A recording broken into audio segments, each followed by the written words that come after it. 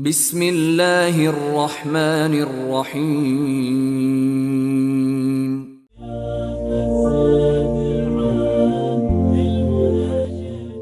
وزین سے روایت ہے کہ ایک آدمی نبی صلی اللہ علیہ وآلہ وسلم کے پاس آیا۔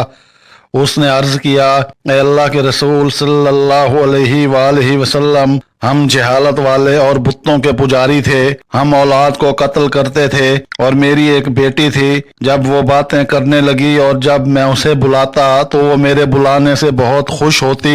میں نے اسے ایک دن بلایا تو وہ میرے پیچھے چلی آئی۔ میں چلنے لگا حتیٰ کہ ایک کنویں کے پاس آیا جو میرے گھر سے دور نہ تھا۔ میں نے اس کے ہاتھ کو پکڑا اور اسے کنویں میں گرا دیا۔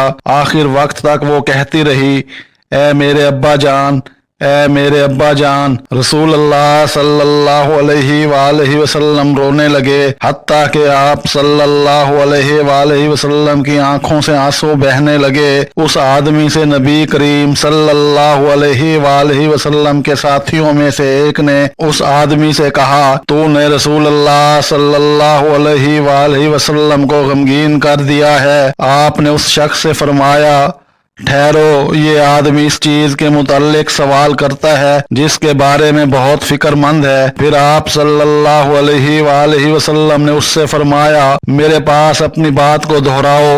اس نے بات دہرائی تو آپ صلی اللہ علیہ وآلہ وسلم پھر رونے لگے حتیٰ کہ آپ صلی اللہ علیہ وآلہ وسلم کے آنسو داڑھی پر گرنے لگے۔ پھر آپ صلی اللہ علیہ وآلہ وسلم نے اس سے فرمایا، تحقیق اللہ نے جہالت کے تمام کاموں کو معاف کر دیا ہے، اس لیے اب تو نئے سرے سے عمل شروع کر۔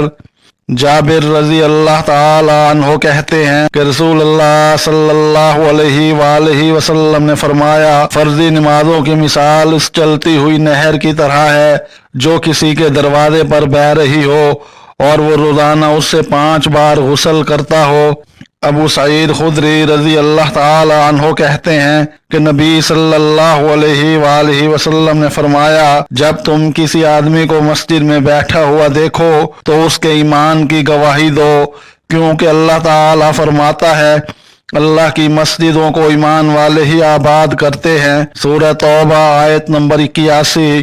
انس رضی اللہ تعالی عنہ بیان کرتے ہیں کہ نبی صلی اللہ علیہ وآلہ وسلم نے فرمایا، اپنی صفیں سیدھی کرو، کیونکہ صف سیدھی کرنا بھی ان چیزوں میں سے ہے جن سے نماز پوری ہوتی ہے۔ سہل بن سعد رضی اللہ تعالی عنہ کہتے ہیں کہ رسول اللہ صلی اللہ علیہ وآلہ وسلم نے فرمایا، 2 وقت ایسے ہیں جن میں دعا رد نہیں ہوتی، یا فرمایا دعا کم ہی رد ہوتی ہے، اذان کے وقت اور لڑائی کے وقت۔ دعا کرنا جب وہ ایک دوسرے کو قتل کر رہے ہوں۔